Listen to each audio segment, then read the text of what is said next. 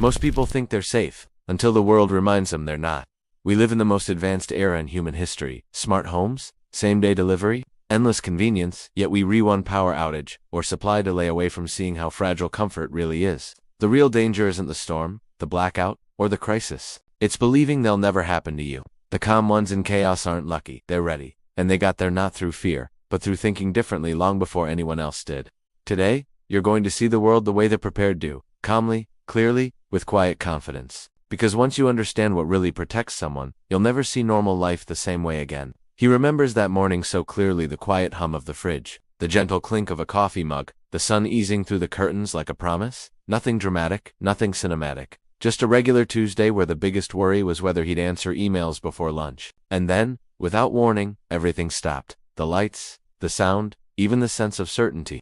Funny how silence can feel louder than any alarm. At first, he shrugged it off. Power outages happen, right? But as the minutes stretched into an uncomfortable stillness, the truth crept in like cold water seeping under a door. People didn't panic because the world ends in one moment. They panic because they realize they never prepared for even a tiny disruption. Think about it. Most folks didn't even keep a flashlight in a drawer or a day's worth of water at home. And when the unexpected hits, it exposes every blind spot we swore didn't exist. He always says life is like driving on a perfectly straight road. You relax, you trust the lane, you almost forget steering exists, until the car in front slams on the brakes. That's when reflex matters more than comfort. In preparedness, reflex is built before life tests you. It could be as simple as learning how to boil water without electricity once, or keeping a small backup battery for your phone. These small habits feel silly when things are calm, and absolutely priceless when they're not. And just like that blackout shifted his thinking, sometimes it only takes one quiet moment to change how someone sees the world forever. And the cracks in modern comfort start to show. He often reflects on how easily people confuse convenience with safety. We tap screens and groceries appear. We press buttons and water flows. We assume tomorrow will look like yesterday because, well, it always has. But comfort can be a tricky illusion. Modern life is like walking through a mall with soft lighting and calm music. Everything feels controlled until the lights snap off and you realize you never memorized the exits. That cozy certainty, it's a borrowed blanket, and it can be taken back at any moment. You see it everywhere. Folks trust supply chains more than they trust themselves. They believe the store shelves will always be full because they've always been full. But supply chains are just fragile threads stretched across the world. One storm, one strike, one unexpected crisis, and suddenly even simple items feel like gold. Remember when toilet paper vanished overnight? Or when a snowstorm made people fight for bottled water? We saw society exposed by something as small as inconvenience. Imagine something bigger. Real security isn't delivered to your doorstep. It's built by your hands. Slowly, intentionally. He likes to compare modern comfort to autopilot. On a plane, smooth, effortless, until turbulence hits and everyone silently hopes the pilot remembers how to fly manually. That's what preparedness really is. Learning how to fly manually in life. Start small. Store a week of food that doesn't need refrigeration. Learn how to cook one meal without power. Keep basic first aid supplies at home. Like reading Atomic Habits to build discipline, or Deep Survival to understand human behavior under stress. It's about building muscles that convenience quietly weakens. And as soon as someone sees how thin the line is between comfort and chaos, the awakening begins. And a new kind of self-reliance starts calling them forward. He didn't grow up thinking about preparedness honestly. Most people don't. We're raised in a world where someone else always fixes things. The power company, the grocery store, the app on your phone. But there is this quiet moment in adulthood when it hits. Nobody's coming as fast as you wish they would. He remembers the first time he tried filtering rainwater just to see if he could. No crisis, no drama, just curiosity and a strange pull inside saying, what if I actually learned to depend on myself? It wasn't glamorous. He fumbled with the filter like someone trying chopsticks for the first time. But when he took that first sip, clean, safe, earned, something clicked. Self-reliance isn't loud. It's not about bunkers or camouflage. It's about that subtle confidence that whispers, I know how to handle myself if things change. Think of learning basic skills the same way people learn to ride bikes or manage money. Awkward first steps that eventually become part of who you are. Books like The Gift of Fear or the Prepared Guide communities teach lessons you don't forget. And the thing is, once that switch flips, everyday life looks different. Cooking a meal from scratch feels like training. Fixing a leaky sink becomes proof of capability. Even keeping a small emergency fund, like the first $100 saved and untouched, becomes an act of independence. He always says the first survival skill, ISNT, making fire or purifying water, it is believing you can learn, because the moment someone tastes the pride of self-sufficiency, even in the smallest form, they start craving more, and that spark naturally grows into something bigger, something that pushes them to take the next step before the world forces them to. He always smiles when someone says, "I'll start prepping when I have time," or when I can buy everything at once. That mindset is like waiting to get in shape until you own a home gym. It never happens. His journey began with something almost laughably simple. One flashlight, a pack of candles, and a single case of bottled water tucked under the kitchen counter. It wasn't impressive, but it was movement. Real preparedness grows the same way a tree does, not in a day, but in quiet, steady inches. There's something powerful about starting small. It removes the pressure, the overwhelm, the feeling that you need to become some wilderness legend overnight. He compares it to investing. People dream about big wins, but true wealth comes from consistent deposits, month after month. Instead of waiting to buy a $1,000 generator, start by stocking the foods you already eat. Rice, beans, oats, canned fruit. Instead of trying to learn 100 skills, master just one. Maybe boiling water safely during a blackout or keeping a small first aid kit ready. Progress becomes a habit, not a panic purchase. And the beauty. Each tiny step builds confidence. You buy a little extra water one week, learn how to use a manual can opener the next. Before long, preparedness isn't a task, it's just part of life. He jokes that prepping feels less like survival mode and more like becoming the person your grandparents assumed you'd be. Simple, capable, not shaken by every little problem. And once you start, momentum does the rest. Because with every new skill, every small supply added, you begin to see something surprising. This lifestyle isn't about fear, it's about freedom. And with that realization, the desire to practice what you're building slowly begins to grow. He likes to remind people that skills don't magically appear just because the situation demands them. You don't suddenly become calm, capable, and resourceful the moment the lights go out, just like you do on Learn to Swim by falling into the deep end. He remembers the first time he tried cooking without electricity. It felt like camping in his own kitchen. The food wasn't perfect. He burned his fingers once or twice, but there was a quiet confidence growing in the background. That's how resilience is built, through harmless mistakes when the stakes are low. Most folks think they'll figure it out when the time comes. But pressure doesn't create ability, it exposes whether you train. That's why firefighters run drills, and pilots practice simulations long before emergencies appear. In everyday life, that practice could look simple. Learning to light a stove safely, using a manual coffee grinder, boiling water over a small camping burner, or even doing a day without using your microwave or Uber Eats. Try prepping a meal with only what's already in your pantry. It's a soft test that wakes up the creative problem solver inside you. And honestly, practice becomes oddly fun. There's satisfaction in knowing how to tie a proper knot. Purifying water with a life straw, or bandage a small cut using a first aid kit, you actually know your way around. Think of it like learning guitar, clumsy at first, smoother with repetition, then one day your hands just know. He always says mastery isn't dramatic, it's built through small, private moments where no one's watching. And once you feel that spark of capability, there's a natural pull toward making your tools more familiar, more instinctive, almost like they're becoming part of you.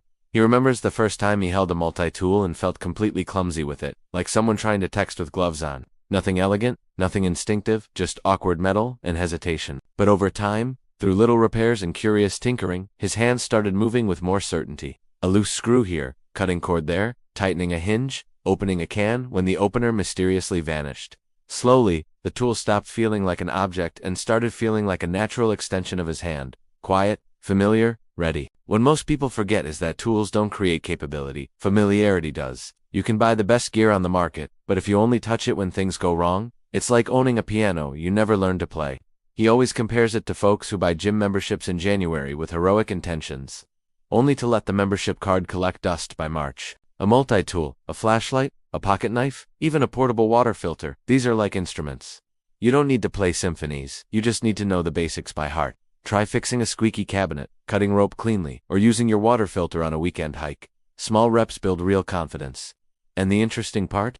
Using tools shifts how you see the world. The moment someone gets comfortable with simple gear, everyday problems stop looking like threats and start looking like puzzles. That drain backup isn't an emergency, it's a 5-minute wrench moment.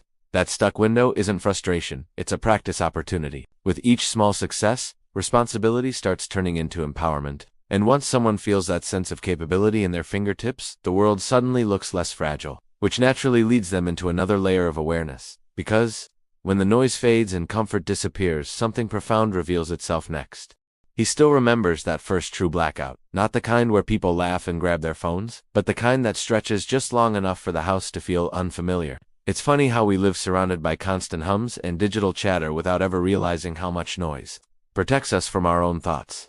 When the lights went out and the silence settled, he noticed every little sound, the wind against the window, the wooden frame breathing, even his own heartbeat. In darkness, the world feels bigger, and you feel smaller, and that's when reality taps you on the shoulder. Most folks don't realize how much comfort depends on noise and light. The TV hum, the fridge motor, the glow of a streetlight, they all create a sense of normalcy we don't question. But remove them, and suddenly you see your home differently. You notice how much you depend on the grid, how quickly the night feels ancient, almost primal. That's why simple gear, like a lantern, batteries, or even a wind-up flashlight, isn't just prepper equipment. It is modern peace of mind. He likes testing quiet nights on purpose sometimes. Candles, a book, no screens, not because he needs to, but because it reminds him who's in control, him, not the systems around him. And there's something else that appears in silence: clarity. When everything slows down, priorities come into focus. You're not thinking about internet notifications. You're thinking about warmth, water, light. Tom, he once joked that the first night without electricity is like meeting your own brain without Wi-Fi for the first time. Awkward, a bit uncomfortable, strangely refreshing. But the longer you sit with that quiet strength, the more you realize how powerful simplicity is. And right around that moment, awareness deepens again, because if the light's going off shifts your world that much, imagine what happens when something as basic as water suddenly becomes precious. He likes to say that people don't truly understand water until they don't have it. We turn faucets like magic wands, and clean water just appears. Effortless and endless until the day it doesn't. He remembers once waking up to a burst pipe in the neighborhood and hearing someone down the street say, "It'll come back by lunchtime." It didn't, and by evening, even the calmest neighbors were texting group chats asking if anyone had spare jugs. Funny how fast confidence evaporates when hydration suddenly becomes a question instead of a guarantee. Water changes everything. Without power, you can improvise warmth, light, even cooking, but without water, life quickly shrinks to one priority. Folks imagine survival as dramatic wilderness scenes, yet the real struggle starts with simple questions. How do I drink? How do I cook? How do I stay clean? He always points out that storing water doesn't need to be complicated. A few gallon jugs tucked in a closet, a filter like a Sawyer or Life straw in a drawer, even filling old juice bottles after rinsing them well. Start with 1 gallon per person per day for 3 days. That alone creates a cushion most households don't have. And here's the thing, once you experience even a small disruption, water becomes sacred. You stop wasting it, you stop assuming it, and you start valuing the systems that bring it to you. He jokes that prepping turns people into water philosophers. Suddenly everyone is aware of rain barrels, purification tablets, stainless steel bottles, and gravity filters like Berkey. But it's not paranoia, it's wisdom. Because when you truly grasp how essential water is, you begin seeing human behavior differently too. And that understanding becomes crucial when social pressure rises and comfort runs thin. He's seen it firsthand. People don't change because of crisis. They reveal who they already are beneath routine and comfort. In normal times, everyone's polite, patient, reasonable. But remove certainty, empty a grocery shelf, delay emergency services, disrupt supply for just 48 hours, and polite society starts to fray like an old rope under too much weight. Remember the rushes for toilet paper during a simple supply hiccup? Now imagine that urgency applied not to bathroom supplies, but to water, fuel, or medicine. Stress doesn't build character, it exposes it. He often tells the story of watching a line form outside a supermarket during a storm warning. At first, people made small talk, laughed nervously, checked weather apps, but as stock began running low, the mood shifted, eyes sharpened, tones hardened.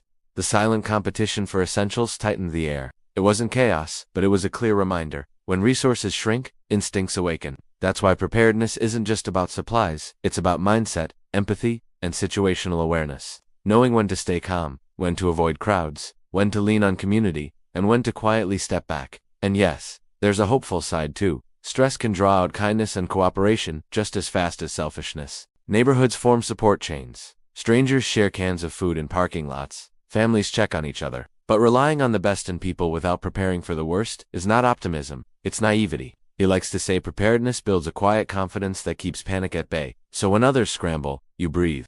And once you understand the psychology of crisis, something powerful becomes clear. Survival isn't about stuff first. It's about strength of mind and spirit. And that leads to the most overlooked element of preparedness. He always smiles when someone says, "I'll be fine, I bought the gear." Because the truth is, gear is only as strong as the person holding it. He's seen expensive tools gather dust while someone with nothing but calm instincts and a steady breath adapts like water to a new shape. When things get tough, panic drains energy faster than hunger ever will. The mind is the first tool, and the only one you carry even when everything else is stripped away. A calm person with a candle thinks clearer than a frantic person with a generator. He remembers a night when a storm knocked everything offline. No lights, no heat, phone batteries sinking fast. While neighbors paced and muttered about chargers and Wi-Fi, he lit a lantern, boiled water on a backup stove, and sat quietly, almost peaceful. Not because he had all the answers, but because he wasn't fighting the moment. That's the secret. Resilience isn't rigidity, it's flexibility. You can read books like The Obstacle is the Way by Ryan Holiday or Deep Survival by Lawrence Gonzalez. But at some point, practice has to become calm, habit, breathe deeply, assess, adapt. And mental resilience doesn't look macho, it looks steady. It looks like knowing when to conserve energy instead of trying to power through. It looks like resting instead of panicking, problem solving instead of complaining, focusing on what is instead of what should be.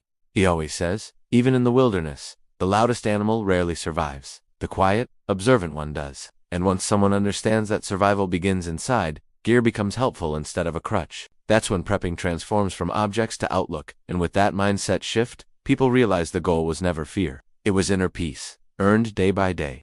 At the end of the day, all of this isn't really about emergencies, it's about who you become when life stops running on autopilot. Preparedness isn't fear, it's freedom.